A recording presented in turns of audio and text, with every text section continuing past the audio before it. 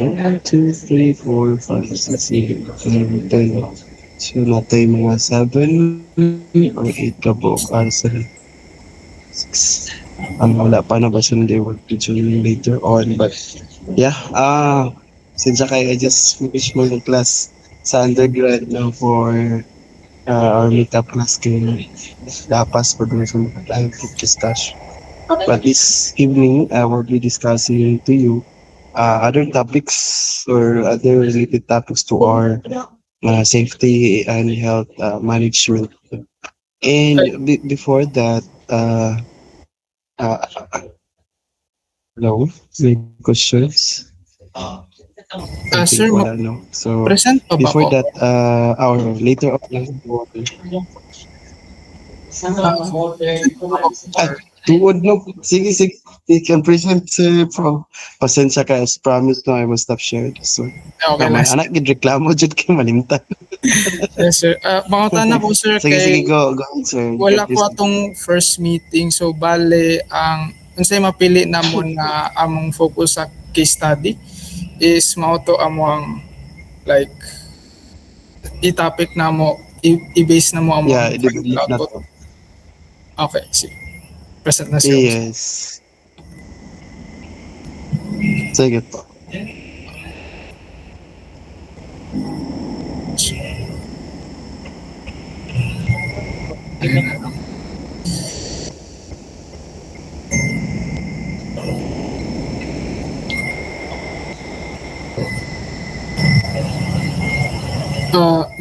Makitaan ba, sir?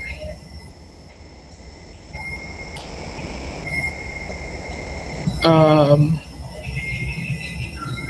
Okay, so good evening, everyone. My name is Engineer Farouk G. Kalaka. I hope madunggan ko. And today I will present my answers for the top three problems in the workplace in the field of construction.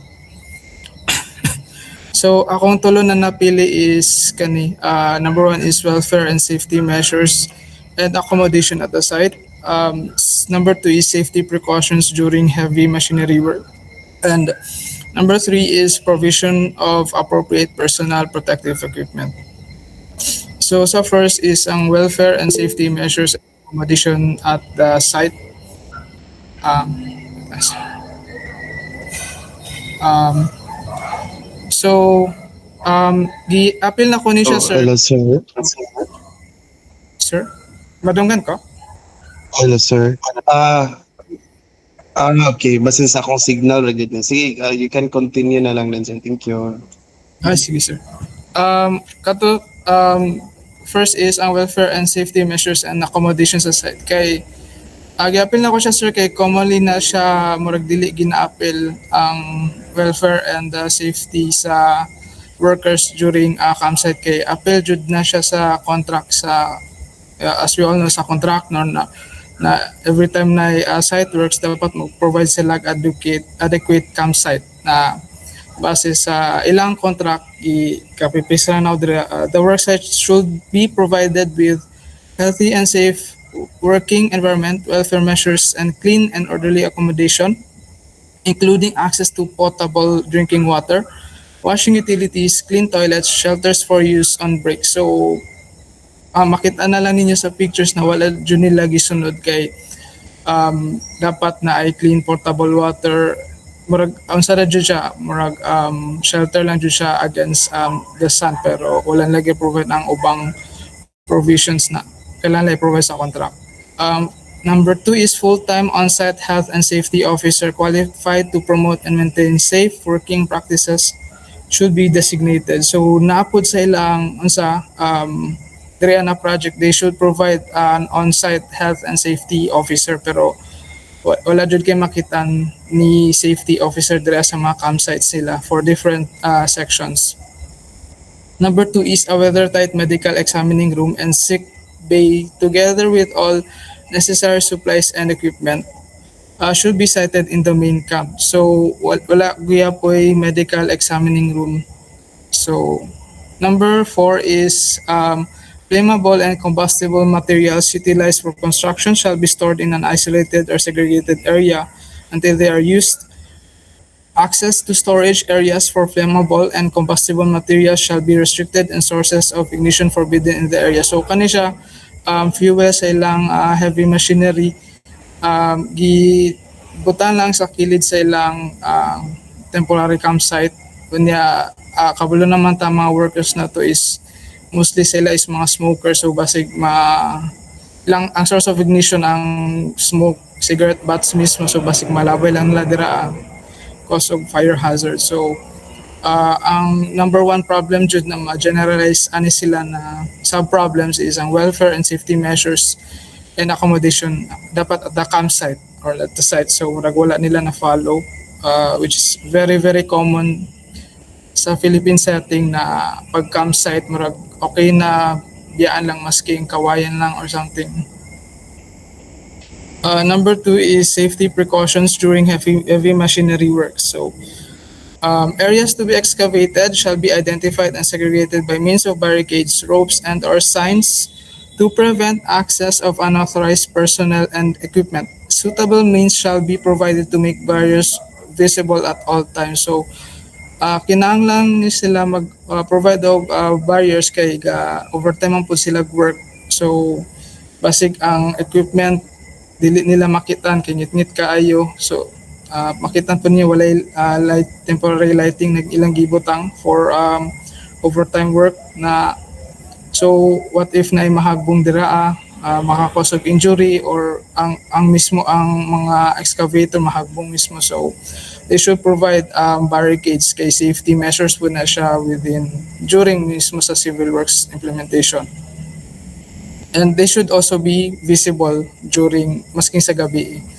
Number two is heavy machines and trucks shall be monitored by a designated banksman who may be a traffic marshal observing and guiding persons around the hazardous operations. So kadalasan makita namo is kaning mga heavy machinery, roller or ang excavator murag walay ga-guide, murag ang operator lang na pero walay banksman na mag sort of facilitate sa flow sa heavy machines or mo warning if dool na ba siya sa collision or makabangga na ba siya, o tod ka to ang murag kailangan na i-banksman. So kailangan po natong na i-banksman kay if ever man fully implement nato ang PPE, for example, fully equipped na ang isa ka worker ang PPE, for example ang glasses, ang gloves, ang mask, tanan, ang negative effects po ng PPE sir is kanang ma-impair imong senses. For example kung naka earmuffs, tuod makatabang na siya sa noise and vibration, pero kung kanang maka-impair po siya sa imong hearing. Kung naka goggles or glasses na kanang for dust, tuod makatabang po na siya para dili ka maunsa sa mga dust, pero maka-impair po siya sa imong vision. So kana if ever man para mitigate na to na negative effects for full implementation sa PPE, dapat na banksman or traffic marshal. So dire makita nato kalaban nakasulod, dili proper ang pagparking sa na heavy machinery, kani kay nabangga siya kay walay nag-facilitate na banksman or traffic marshal. Next is provision of appropriate personal protective equipment. So i-specify na ko na appropriate kay kung moingon magutag personal protective equipment murag mauna-una nila na kanang per PPE in general, pero kanang PPE should be specified kung unsa ang naa sa scope sa site. For example, if kanang abog ba kayo siya, dira na siguro ka maka-provide og mask or glasses. Kunya kung compact na mo na eye roller, dira na siguro ka mag-provide og earmuffs, not all the time. So should be appropriate, pero kani diri murag wala kay makita na any other PPE na gisuot sa mga workers. Kung nag-roller siya, wala siya nagbutang og earmuffs, pero mapoy reason sir kay duol sa public. So kani nag-trial embankment sila doon sa public, so nag-adjust na lang siya na murag wala kayo o dili kayo kusog ang vibration. So dito na po gibase ang ilang trial embankment. Diri sir kay abog kayo ang diri na section, ang uban dili kay abog diri kay abog kayo tungod sa classification sa soil kay clay kayo. So kung mag-dry naihangin or naimuon sa na equipment abog jud kay siya. So dapat na ay mask ang mga workers diri pero wala sila ay mask. Kani sa taas in general wala sila PPE. So bukod besides sa kanang safety precaution po ng PPE, mura classification or identification po siya na worker, designated worker na siya dira sa site, so para ma-avoid ang mga other trespassers. Safety po na siya, siguro security. So head protection, wearing of suitable hard hats, i-shorten na ako sir, should be mandatory. Eye and face protection should be mandatory for certain areas or entire site if conditions warrant and eye injury shall be reduced. Respiratory protection, physical or chemical contaminants in the air. So kung diri wala man kay chemical contaminants for now. So physical measures na siya. Hearing protection when noise levels above permissible level is observed, the preferred course of action is to control or isolate. Pero kung kinahanglan na dili i-control mo ra, kailangan jud na mo i-vibrate kusog. So unya layo sa public, so we have the advantage na dili kayo may mag-adjust.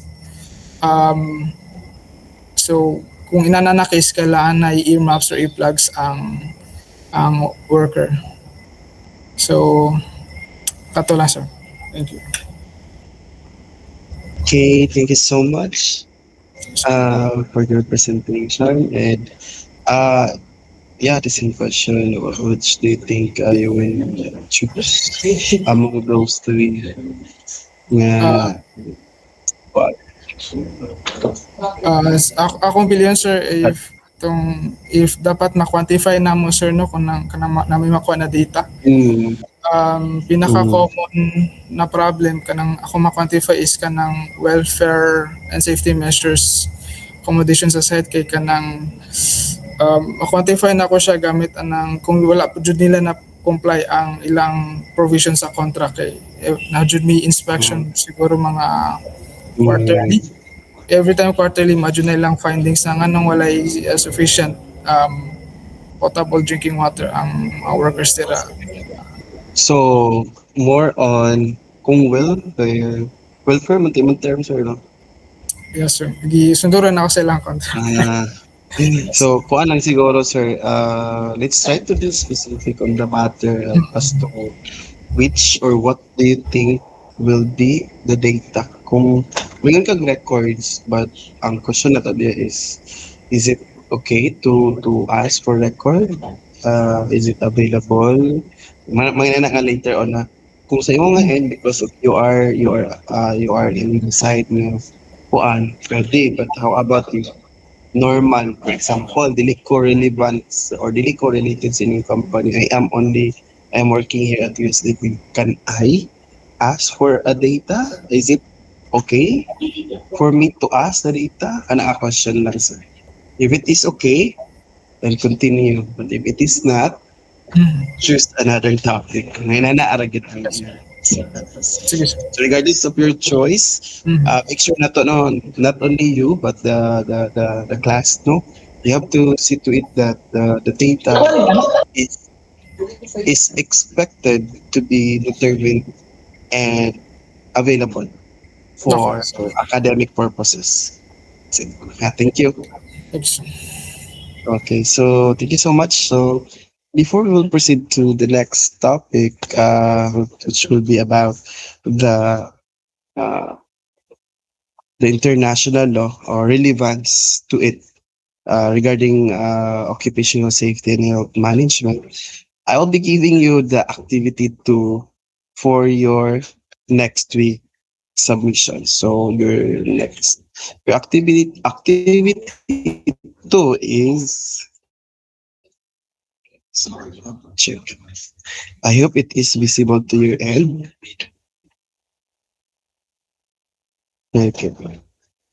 Can you react if it is visible?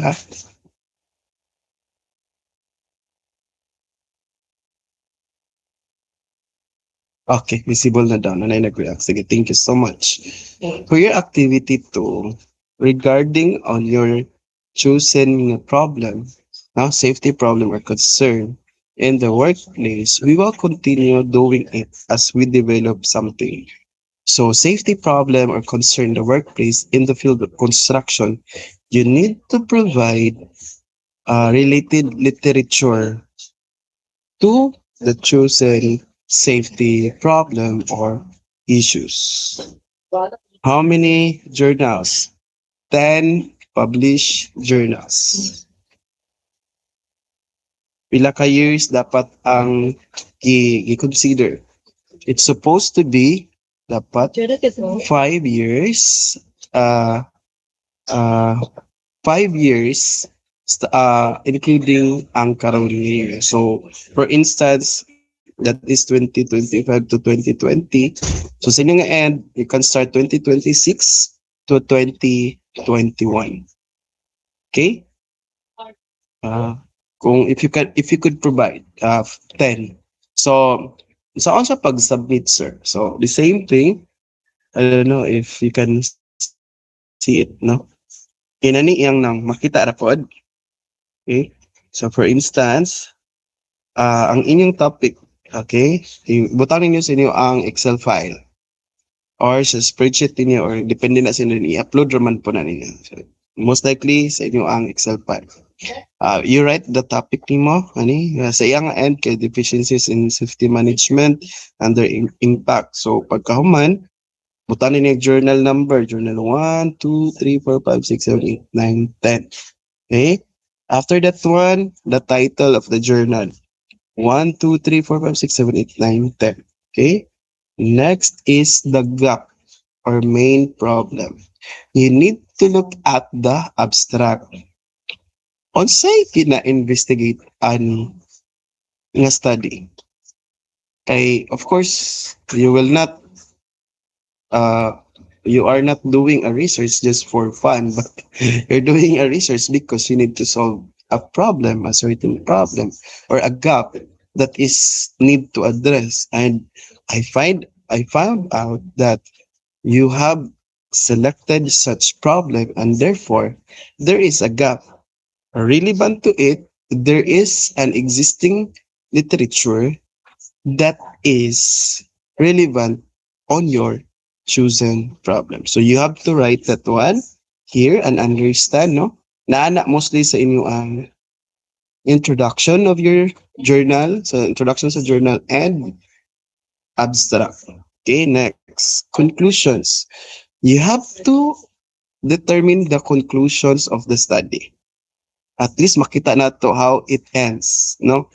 What is the highlight of that study? Next is the recommendations, because through recommendations you will be able to develop a certain gap for another study relation or in relevance to your chosen topic.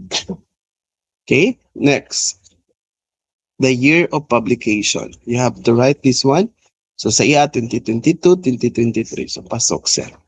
And of course, the authors. You need to determine the authors.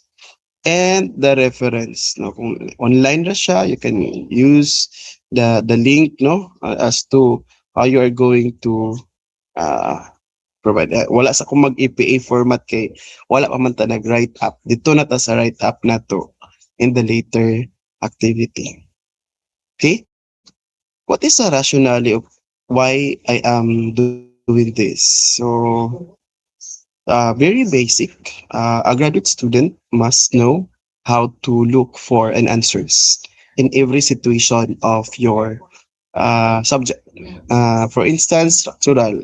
So in the field of structural, there are certain problems, and in fact, um, you cannot say so something if you cannot define what is the story behind on that particular problem. And you need to validate your answers through readings. So I'm sure, no, I'm sure kamo mga youngsters, dagan mo time. And I will maximize that by giving this for you. and the same time, it's good, no?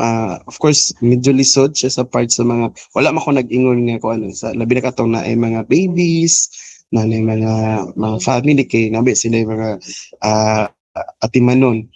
Somehow, no, mga higig ko pasensya rin if this is the requirement because this is a practice for a graduate student to write a specific uh, journal or to write, yeah, your requirement for graduation is journal. So why not doing it? Relevance to our subject at the same time improving or developing your skills in doing research. Any questions? Good evening, sir. May I ask when will be the deadline will be next week. Next week. Okay, so wala man ta ng activity last week for this week. Kaya mag-discuss naman ta. And yeah, 2 weeks. Is it okay? Dali ra na. You need to find only 10 raman.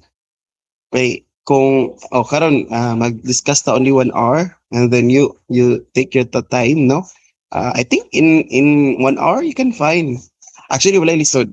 You need to find only literature, kanang literature. How you will do it? Okay, tagaanta mo hint. Moadto mo sa Google Scholar. Sige, Google Scholar. Okay, I hope na makita ninyo. Google Scholar, Google Scholar. Okay. Type na ninyo. I-click na. Kita ninyo na? Click na ninyo. Type na mo diya. For instance, management. Ay, di makita. Okay. Okay, okay. Rawan ha. Nag-discuss sa pugog ako. Rawan. Sige. Rawan share.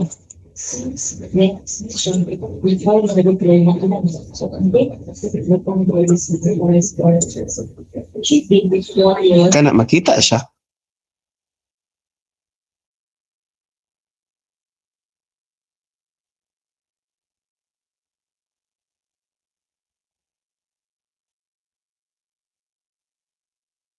Okay, thank you. So, matulong mo sa Google, type Google Scholar. I think some of you are familiar doing it. So, just click the Google Scholar and then type, for instance, safety, not using PPE. Okay. In projects. In projects. So, imo na siyang so, gawas na siya ang mga, for example, that's for infrastructure price, BBA, adaptation, barriers, so dagan kay na. Okay? So, number 2, butangi din na ninyo og space 2021. 2021, manggawas na 2021 onward. Okay? 2022, 24. Akong gitudlo kung kamot ka ni de. 2024, 2021, and so on. Ano lang. Okay? Compliance, the use of construction, PPE. Yun na. PPE and compliance of construction workers and assessment. So, diha niya makitaan kung how to develop a topic. So, for instance, namoy na choose ka topic, kung gusto jud mo mag-cite, ina na siyang i-click kani. Pag-click na ninyo na ay EPA format diya, i-copy ra ni siya. Okay? Ibutang na to sa inyong reference. Dali na kayo. Kana na. Pwede put ang link, no? If you wanted to click, just click this one. And then copy this. No? Copy and paste that to sa tuang Excel. You will be able to determine the same article. Alright? Questions? Okay, so, ano lang, kung no, kung wala na need og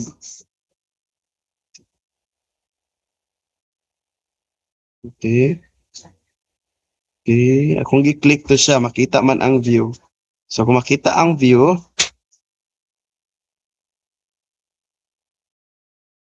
ani, na title, na ay author, na ay abstract, ano to? Ano man to?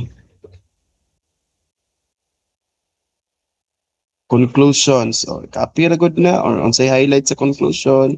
Kung na ay recommendation, mostly, yes, any questions? Madelo? Good evening. Engineer Madelo? Same concern with Sir na mukatkat sa ganina prior presenting the Google Scholar. Murag naa pa kay gi-present na Excel siguro sir niya murag nag-freeze di ay ang screen. So wala siya na show sir. Pwede ma-present kaya balik sir para makita na mga form. Okay, okay, okay, sige. Sorry for that. Sige. Naway nakita sa akin na sir, murag na show na to sa screen. Sorry po. Kasi ang screen manggod kay ma-delay ba niya na forward na ko. Mo problema sa ako ang Kani ba? Kani? Kani? May questions, ani? Wala? Or katurang sa Google Scholar? Miss Engineer Madilo? Okay, balik ka na. So sir, amo lang tanawon ta kung saang format na imong ginamit din na sir. Okay, thanks. Format. Sige, atong ipagamay. Provide. Sa format. So, actually, journal number, title of the journal, gap, conclusions, recommendations, year of publication, and remote ko sa reference. Butangan na siya report. Nalimot siya butang. Kay pag-report manggod nila ani, mag-report man gyapon mo next week. Butangan na siya og reference asa siya gikan. Okay? Sige. Any questions? By concerns. So, yes, Linsurfer. Linsurfen, is it okay? Nasabtan ba siya? Any concern?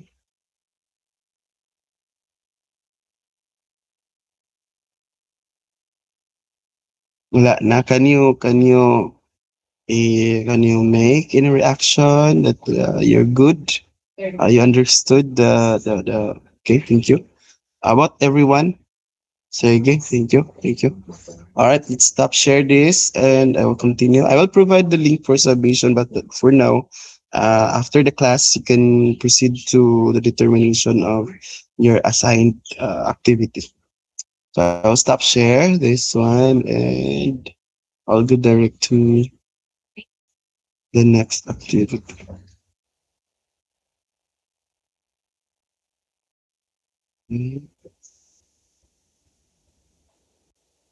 To summarize problem, conclusion, what was it?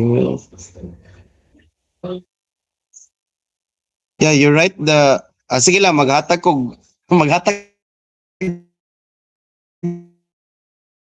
na lang ko og kuan. Maghatag ko og mo mag-problem. Kaya is that okay with you, everyone? Kaya ron clear sa to, pares tag nasabtan tanan.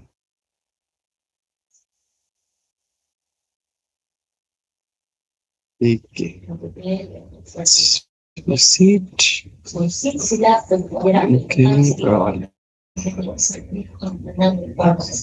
I will share another screen.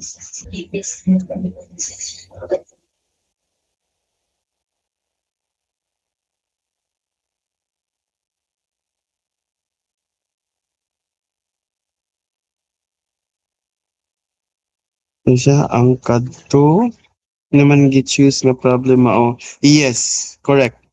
Relevance gid sa problem mo dapat to ang inyong pangitaag problem. Sa example kato kung example nga wala use sa PPE. Mo to inyong pangitaon sa Google Scholar. Dito ra po sa Google Scholar diretso kay muhatag mo to diretso. Although okay gyapon si Google but sometimes mo good broad ra kay ang ginahatag nga reference and articles. Some of those as di available.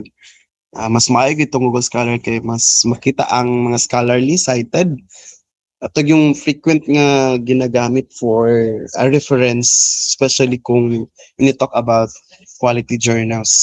So, yeah, kana lang sa engineering. Sige, to continue with our discussion or to begin with our discussion about uh, uh, uh, uh,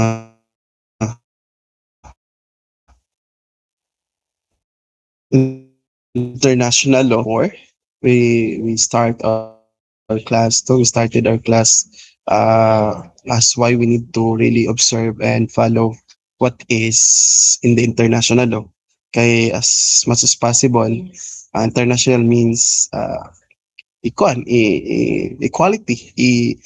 standard to follow and to consider for us to be hanapit ang to achieve something different nga perfect or a success. Okay, in the later part, we only use specific safety precautions because uh, at the end of the day, we need to go home safe. No, nga murag wala tay problema and we are all okay and walay sakit, walay na damage, walay na injured or any problem nga mo occur sa taon. That is why we need to follow not only national but our Philippine national law, but at the same time international law. Right. Next. International law and specifications are essential in creating a standardized framework to ensure safe working environments across borders. So definitely, most likely, first world countries, kung you talk about safety, and the gears that they are using. Of course, they are more advanced compared to us, no? Ang third world countries, it's always been a challenging one. Muna nga sometimes we pattern our safety program to the international framework. And that is according to international law. So na yung mga framework to follow that and as well as specification. Next, many countries and international organizations collaborate on developing legal norms, regulations, and guidelines that influence safety and health standards for workers in the construction sector. So that is the use of international law and specification. So one of those is the ILO, which also plays a central role in promoting safe and healthy working conditions worldwide. It provides a clear international standards that shape OSH regulations in various sectors, including construction case. Of course, see, construction agad is one of the major or biggest industry sa work. So naman tayo manufacturing, naapod tayo sa food industry, naapod tayo sa technology, di ba? So sa construction, lahi po siya o industry. Okay? So naagapon siya promotion for safe working condition, which is di ba kung atong i-define balik, it is to ensure or protect the labor or the workers in general point of view. Next, okay, next slide is more on how we're going to use the international law relevance to safety. So naang gitawag nila og convention number 167, no? What we call safety and health in construction. This is one of the most significant international agreements addressing OSH specifically for the construction industry. It ensures the safety of workers during construction work by specifying health and safety provisions. It includes guidelines on risk assessment or fall protection, machinery, safety, and handling hazardous materials. And also encourage regular site inspections and the establishment of health safety plans tailored to the specific construction site and project. And the convention also emphasized the need for training and ensuring workers are equipped with necessary protective equipment. Kung imo ang tan-awon ang ila ang uh, ILO Convention number 167. Di ba sa earlier ato ka topic is we've discussed kung sa'y problem, and then you shared also ano itong term nga, sir, kani manggod sir mo niya musti ka tagali sa sir ni sir Engineer Farouk nga na ay problem sa nani kay ay nani ang resulta tapos kana siya is actually the same problem sa world. Okay? It's just so happen nga muna nga na ay mga international law kay because naapay framework ana to solve that issue. Okay? Basing example, kung kanang convention, basing wala tay provision for safety for such safety problems.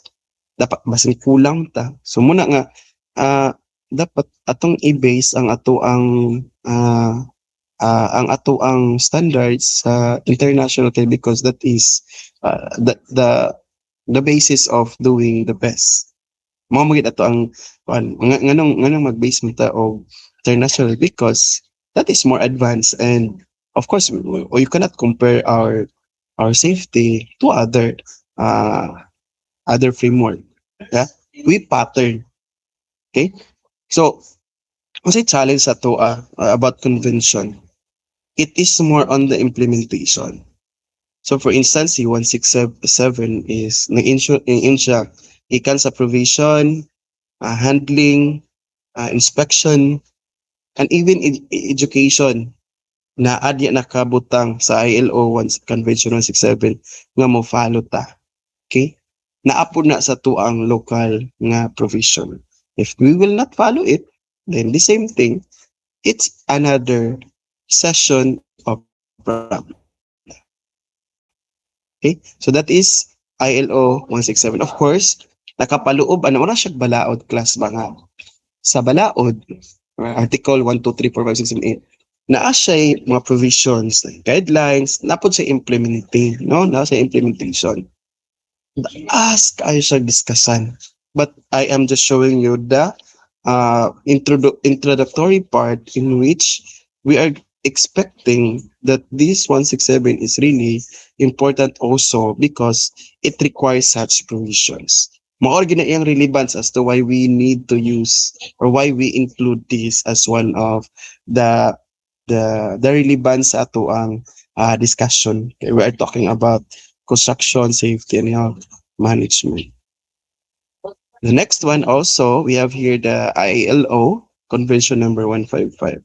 It's more on this convention sets out the general principle for OSH in all industries. So overall lang sad na siya, it calls for the development of national policies, no? Katong dapat na gi-require na data sa 155 nga dapat natay national policies. Okay? Of course, kung natay national, naapod tay regional, naapod tay local, no? In calls for the development of national policy on OSH, establishment of safety management systems, and worker participation in safety programs. So kung i-connect siya, nag-develop tag policy. Number 2, kung say management system nga naa sa Philippines. And number 3, nag-involve ba ang atong workers sa mga safety programs nga gi-create ni company or ni company or ni owner. So the same thing. Sir, na problem ka na. Mobile ko sa general requirements sa international.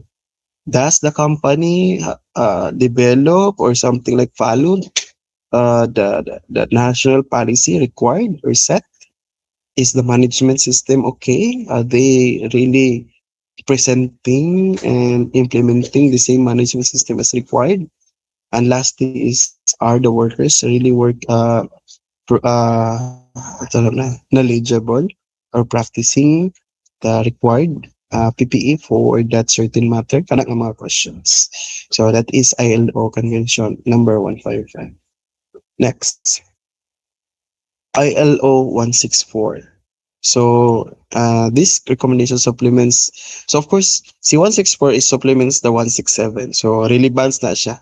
But this time, ang iyang giingon na diri is measuring the construction industry, ang iyang practical implementation, ang mga preventive measures na ansiran ba, of course, na safety inspections ana and involvement of workers in safety decision making process. So kung naay gitawag na to nga uh, na superseded siya ba nga kung kumbaga ah gi pa ang term na kay gi-improve pag yun nga pamalaod gikan sa ani nga existing mo revision siya.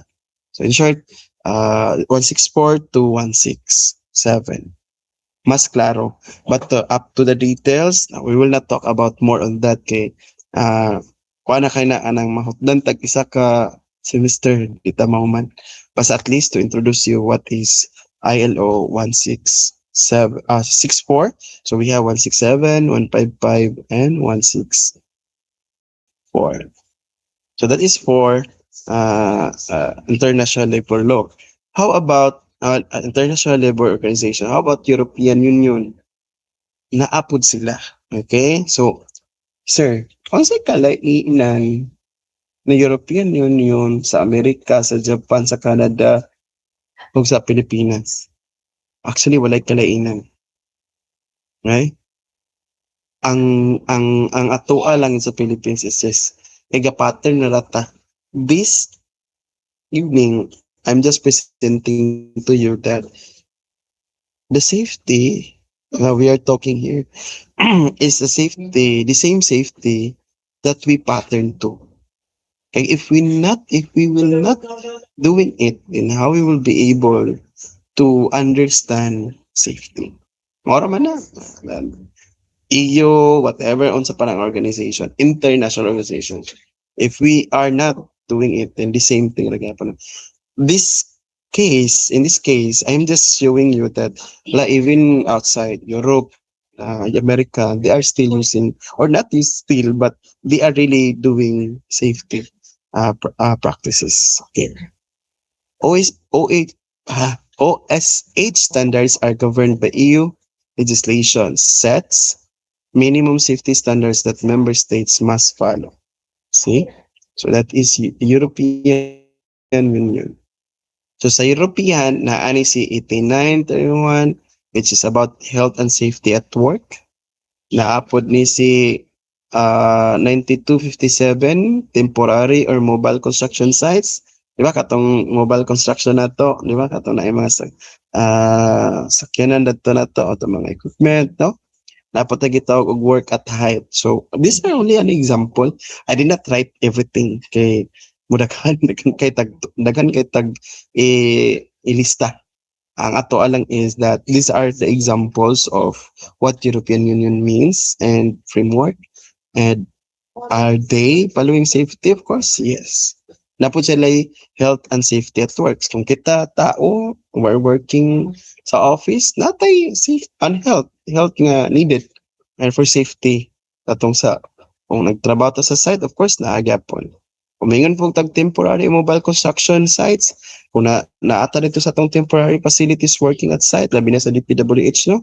Kanang na-assign or kanang mga contractors na to assign sa field, they have this temporary or mobile construction. Are they safe? Are they protected by law? Diba? Mainan. We have also work at height samot, diba? Which is one of the most nga fatality ang effect. Okay, layo dia. Okay? So, next. Of course, we have also here the World Health Organization, samot, no? Or WHO, WHO. Naa sila yung mga guidelines. The World Health Organization provides guidelines on workers' health, particularly concerning exposure to hazardous materials. And we all know we consider hazardous as one of the safety issue or problem we have in our industry. And for instance, for physical strain, uh, does not mean for us injuries, relating to us injuries, but also to the labor or to the workers nga, who are working the job nga naagi sila sa field mag-arsa, mag mag-implement at mag-arasa, mag hands-on gid sila ba. Init, ulan or bugnaw, hangin, and ang weight sa trabaho, di ba? So, literal gid ba nga weight. So, sometimes it provides them nga ma-fatigue sila. So, how does WHO really protects our workers? Okay, another health related issue. So that is for World Health Organization. So in the next slides, I will be showing you the video for World Health Organizations. I just hope that you will be able to please react ha if na may wala na Every day, dunggan. 7,500 workers die on the job around the world. That means nearly 3 million lives are lost each year due to unsafe and unhealthy working conditions. Meanwhile, 374 million people suffer injuries or health complications from hazards in the workplace. These hazards have many causes. They result from weak national institutions and deficient legislative frameworks, from insufficient knowledge and resources, from unsustainable business practices, from the absence of a culture of prevention. Businesses must do their part to protect workers, especially in countries with ineffective safety and health systems. It's not just the right thing to do. A healthy workforce is also good for business. It's also essential for building resilient supply chains that support business performance and profitability.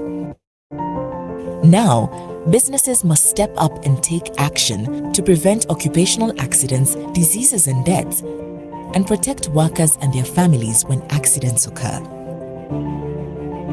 The United Nations Global Compact and the International Labour Organization can help. We've identified 9 key practices for businesses for improving safety and health through supply chains and building a culture of prevention and protection. Map your supply chains to better understand existing occupational safety and health challenges. Require occupational safety and health and employment injury protection in your procurement practices. Improve monitoring of occupational safety and health compliance, including through closer engagement with suppliers. Share knowledge and build capacity across supply chains and with your peers. Align your policies and practices with national frameworks and be a driver for improvement. Promote workers' participation and social dialogue. Support enhanced reporting of occupational injuries and diseases to enhance data collection. Engage with development partners to share knowledge of good practices and innovative approaches. And join international efforts to strengthen occupational safety and health practices in sourcing countries. Learn more and read the new report, 9 Business Practices for Improving Safety and Health Through Supply Chains and Building a Culture of Prevention and Protection by visiting unglobalcompact.org/safety and health. Okay, so ganito na yan, no? Although the video presents the business sector, but it is very relevant for me, in my own opinion. It's because we are also talking here business. To be honest, if the government alone will work only with our project, then it is expected that di ba, we cannot perform well. Kita-kita lang. But if we will be giving this to kay wa man tay manpower. Lisod said, I do not know. Mo gid akong question before as in my existence as a civil engineer. Uh, that was pila na ka years, 16 years ago. When you try to look at the idea of why is it that the government is not hiring for another job or for available jobs? So for instance, namuda ko mga first questions before, why we need to have contractors? Why we need to have subcontractors? Where in fact we can hire somebody for in constructing something. Di ba? Murag yun na. But I happen ako siya nasabtan nga si government DI mas okay kung ang iyang budget is good for that team at that particular project. Kay maayos si government kay iyang ginantaw ang business. We all know na pag when we talk about business, the more construction, the more ang higher ang ato ang income. And especially kung we construct roads, di ba? Roads and we provide we provide kanang facility or access to the farmers and to anything you wanted to deliver, di ba? So kung when you try to look at mao di nga si government, they only look at sa mga contractors because the same ang iyang expected na result but not to the point na sila mo serve sa tao nga magtrabaho adto kay kung inadto ang case daghan kay i-hire ni government nga dili ta makabalo na by the end of the day wala ay trabaho, so most of ang ginanto ni government, di ba? Kung mag-massive siya og hire, siyempre mag-ansay siya. So ang yung ginawa na contractor mo pakyaw na trabaho, si contractor na ang bala saya ang tao, and si with that specific nga budget i-allow gid ni contractor nga siya mo sigo adto nga budget. So mao lang ang ako nasabtan nga when we so relate that to our topic this evening. Business is business. So kung nito ka contractor, dili siguro mo develop si contractor kung wala pa tay income. And dili ta mo income kung dili earlier na to mo man atong project. Dili pod earlier mo himo atong project kung dili healthy and safety latong tao. Aside sa kwarta. So opposite to that is, di ba, giingon niya, ang iyang first question is that, nabatay framework for safety, national policy. Ga-follow ba ta? Nabatay framework. Kadua, nagga-monitor ba ta? Gina-provide ba na to ang requirement for safety? Next is, nabay proper training ang atong mga officers, ang mga tao to use PPE as such? Did we try to share the knowledge that we have? Diba? Next is katong unsa ba ang ato ang na-address na problem, nakasolve ba ta og kanang certain issues para dili siya mo occur nga problem? Okay, in the long run, different projects requires the same safety. Nag-gets niyo, balik ko na ko different projects requires the same safety framework. So kung bisan asa pa na ninyo lang tawod ng ato ang construction, same naman. Especially kung we talk about construction of building, regardless on how tall is the building, di ba? So kung basihan nato ang iyang giingon, dili ta mo sustain kung wala nato gi-appeal sa ato ang procurement ang safety provisions regardless of your industry. Di ba? Dakan kay lang industry, construction industry, IT industry, sa defense, sa tanan na ay safety.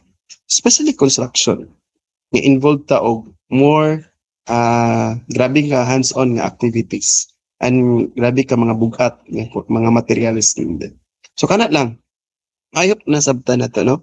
So mo to tong sabtan, one of the understanding is that different projects but the same safety provisions. So kung asa mo dalon at ba mo sa construction, nabay safety, nabay na procure, nabay na monitor, nabay policy, naabatanan ang require sa tuang international law. So, kana lang. So next na. So, pila ka minutes. So we have also here the United Nations, no, which is about sustainable goals. I would play the video, no, for more understanding about sustainable.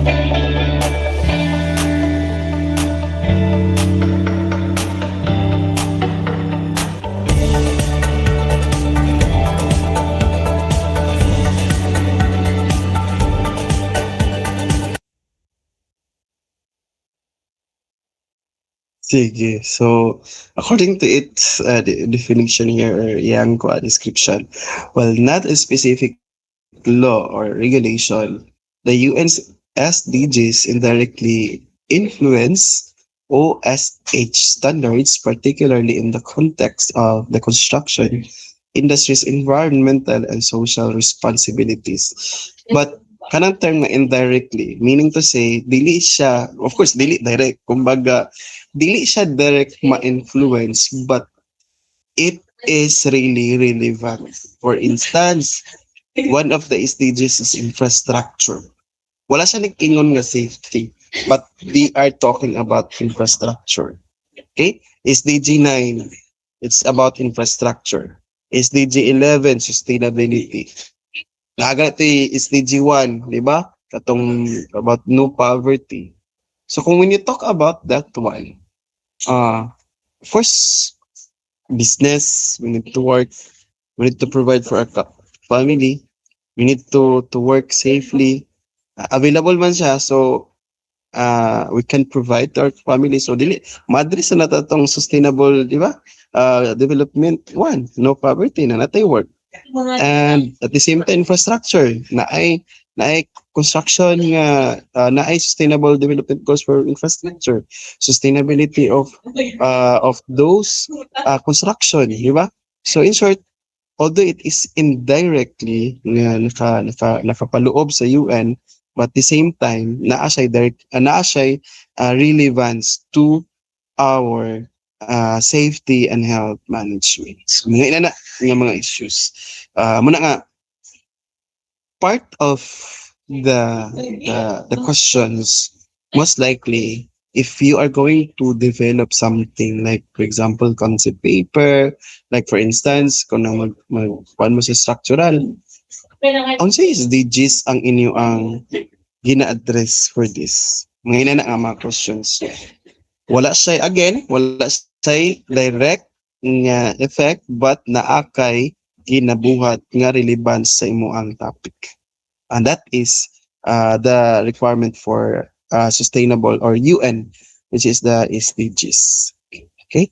So yeah, I think later on kung makita ninyo inyong gap, you will consider SDGs, no? Inyo nang tanawon kay one of my learnings also at the same time, katong nag-develop og concept ako mga students, I find it very kanang kuan ba kana very interesting in a way nga how much more if we are going to connect the relevance to SDG and WHO. So, and of course, na yung mga legal basis to that.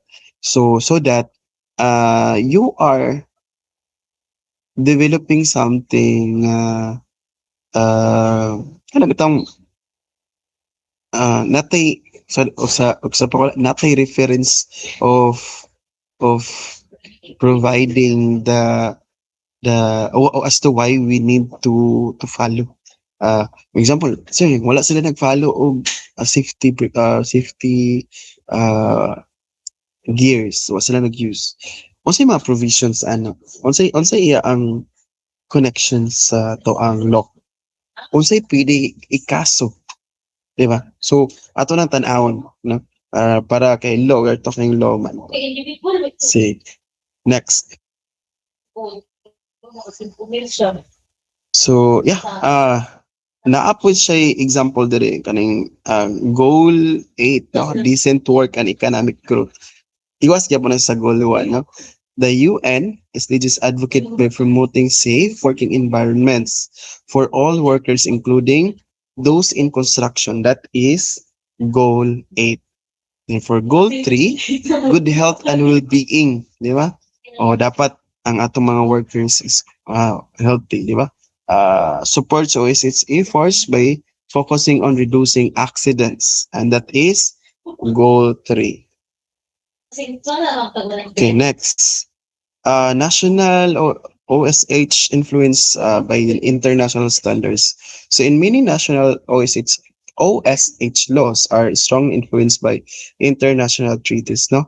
Conventions and guidelines.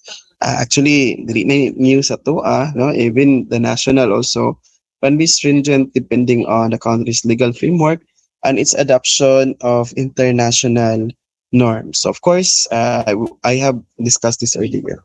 We are really working national OSS based on the regulation by international law. Sa sa US, excuse me, OSHA, no, ilang term is OSHA, Occupational Safety and Health Administration, no, part of the US Department of Labor has regulations based on ILO po nila conventions and international safety standards. Sa Australia, nasa gitawag nila nga work safe or regulations, no, or ano siya? WHS, no, workplace health and safety. Natay mga program H sa atuang anyway mga about sa Pilipinas, no, we're talking about international law pa man o mga provisions and frameworks. Napod sila sa Australia, okay? And next is of course, di na to na malimtan si ISO, no? Ang ato ang labi na we are in the government sector. I do not talk say private there na we're working in the private. But I don't know si private if they are also I think all man yata. If not mistaken, I work in private, I think kasi private patas daw kamot diri. Are you following ISO or not? May private nagtrabaho dari. Can you share your thoughts about it? Or the same ra ba gyapon sa mga nasa public? Kami, public man may PWH, OBO, sa paman. Engineers, city engineers, provincial engineers, municipal engineers, of course, nasa academic, sa academy si USTP, and any academic institute, no? Naaatagyaman ay sa sir ang private, sir. Yeah.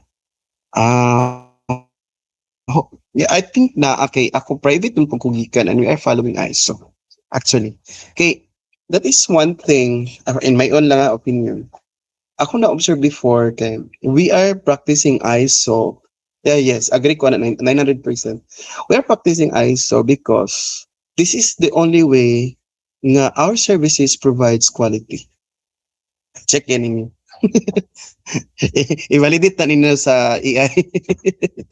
If aman si Dea atong suguan ni Sir si ko Boba. Sige, i-search sa DB palug ko day. Ko it's really private companies following ISO. Ako ang answer is 900% yes because it is the only standards that we consider as people nga to produce quality services through ISO. Search na lang ito. The International Organization or ISO has developed several standards related to OSH management which complement legal frameworks and help improve safety practice in construction projects. So of course, we're not working, of course, kung ang imo company, you are a contractor, and you are working to the government, since the owner is government and you are a private company, who you will follow? Of course, you are obliged to follow the rules based on the owner. Correct? So of course, na ISO. Correct na to. Yes. So need siya. Without looking at it, I need siya. Okay, next. So I hope na ko'y answers no na ma-chat diya nga connected siya. I will continue ha. ISO or ISO no 45001 2018 Occupational Health and Safety Management. No, naapod ni siya. This is an international standard that specifies the requirements for an occupational safety and health OHS.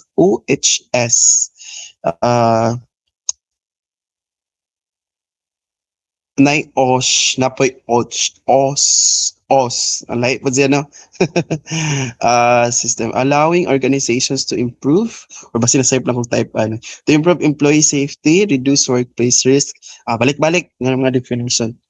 Sige, next. Construction and specifications and codes. Yeah, in addition to legal frameworks, international specifications and codes influence safety practices in construction projects, such as International Building Code, yeah. Naman sa International Building Code, kung sa requirement, magsuot og safety harness, connected gyapon na siya. National Fire Protection or in FPA, no? Naapod na siya requirement. That is for safety. International law and specifically plays an essential role in managing safety and health on construction site worldwide by adhering to international conventions, national regulations, and safety standards. Construction companies and governments can create safer environments for workers. International bodies such as ILO, WHO, UN help set the legal and moral framework for OSH, while ISO standards offer practical approaches for managing safety risk on construction projects. So, si ILO, WHO, si UN, which is about me sa requirement. Si ISO lang is to address problems na mo-occur. Siya gid ang mo-follow. Para gid ma-provide na to ang requirement for your. So, yeah.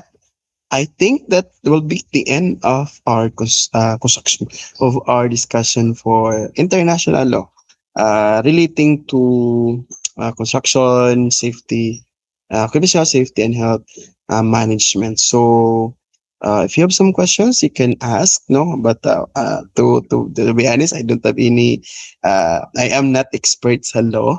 Of course, I am not a lawyer, but this is only to introduce to you that legalities or by legal basis, we are obliged to really follow on the matter kung asa man ta padulong, regardless of your position, regardless of your kind of job, the type of job rather, and your stand principles.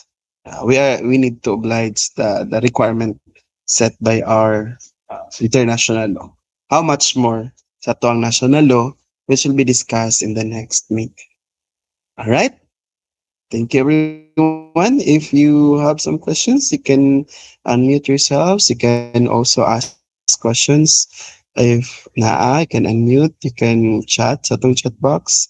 If so, No, I hope you understand, no? Gamisan gamay lang to nga sharing. Pasensya mo kay medyo nag-ubos na gid akong energy kay gikan bagid ko alauna padulong alas 9. Horot na ang tingog kapago nagumutong gayud na si Kukubo. Kalarat-larat. Nabuhay maestro. So, yeah. Anyways, laban lang taan og si Boba pa. Thank you everyone for your time. Be safe, no? Dool na ang bagyong Basyang. So, mag-safety ta sa tong health kay unahon sa lahat atong kagalingon before ang uban. Amo ba? Bitaw. God bless everyone and amping bye. So next meeting, mag-discuss ta. Okay? Kamoy mag-discuss una. Dayon padayon na sa ta sa to ang national law. Ana na kita pero watay quiz sa dili man ni undergrad nga quiz 1, quiz 2, quiz 3. Wala na na. This is more on katawa sa ba. This is more on sharing of experiences and knowledge turn to, di ba, nasa OSH, are you really sharing your ideas? Oh, that is safety, that is health, di ba? Are you really sharing information to others? So, thank you, for listening and may gabi. Have a good evening, everyone. Bye.